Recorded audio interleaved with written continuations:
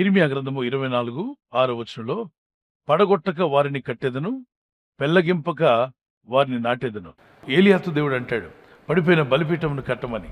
ఇజ్రాయేలు భక్తులు పడిపోయారు, విశ్వాస జీవితంలో దేవునికి దూరం అయ్యారు. పడిపోయిన స్థితి నుండి వారిని ఏలియా ద్వారా దేవుడు మళ్ళీ కట్టించడానికి దానికి సాదృశ్యంగా ఒక్కొక్క గోత్రానికి సాదృశ్యంగా ఒక్కొక్క రాయి తీసుకొచ్చి 12 రాళ్ళు పెట్టి ఇజ్రాయేలు గోత్రాలన్నీ కూడా మళ్ళా తిరిగి నిలబడాలి, దేవుని కొరకు నిలబడాలి, వీళ్ళు ప్రార్థించేవారుగా ఉండాలి, విశ్వాస వీరులుగా మారాలి అని చెప్పి పడిపోయిన స్థితి నుండి వారిని లేవనెత్తాడు. ఆ తర్వాత ఆ బలిపీఠం కట్టిన తర్వాత గొప్పగా అద్భుతకార్యం జరిగింది. ఒక సూపర్ న్యాచురల్, ప్రకృతి అతీతమైన ఆశ్చర్యం జరిగింది. ఆకాశం నుండి అగ్ని రావడం ఏంటి? ఆకాశం నుండి అగ్ని రాదు కదా. కానీ మనుషులు ప్రమేయం లేకుండా, ఎవరు నిప్పు రాజు పెట్టకుండా ఆకాశం నుండి అగ్ని దిగి వచ్చింది. ప్రార్థనకు ముందు పడిపోయిన గోత్రాలను, పడిపోయినటువంటి ఆ బలిపీఠాన్ని కట్టాడు. దేవుడు అద్భుతం చేయాలి, ఒక ఆశ్చర్యకారం జరిగించాలని మీరు ఆశపడితే మీరు చేయవలసింది ఒక ప్రకృతి అతీతమైన సూపర్ న్యాచురల్ మిరకల్స్ మీ జీవితంలో జరగాలని మీరు ఆశిస్తూ ఉంటే ఈ పని మాత్రం ఖచ్చితంగా మీరు చేయాలి. పడిపోయిన ఆ ప్రార్థన జీవితాన్ని కట్టండి. దేవుడు చేస్తాడు కార్యం. ముందు అగ్ని రాదు, ముందు సూపర్ న్యాచురల్ కార్యాలు జరగవు.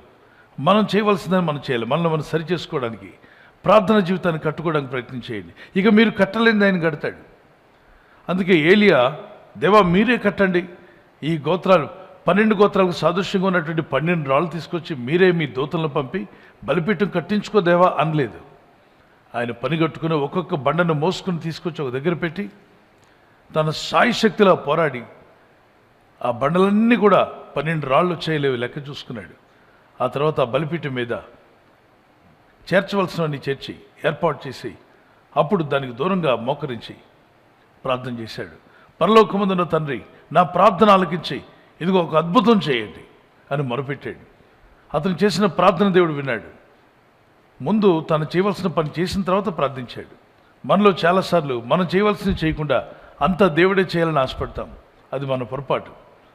పడిపోయిన వాటిని నిలబెట్టండి. పడిపోయిన మీ ప్రార్థన జీవితాన్ని స్టార్ట్ చేయండి.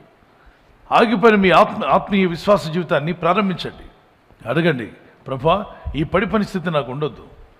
ఆత్మీయంగా కానీ, ఆర్థికంగా కానీ, మానసికంగా ఏ విషయంలో కూడా మేము పడిపోయిన స్థితిలో ఉండొద్దు. మేము నిలబడాలి, 10 మందిని మేము నిలబెట్టగలగాలి. నేను పోషించబడాలి, అనేకులు నేను పోషించగలగాలి. నేను కాపాడబడాలి, అనేకులు నేను కాపాడాలి.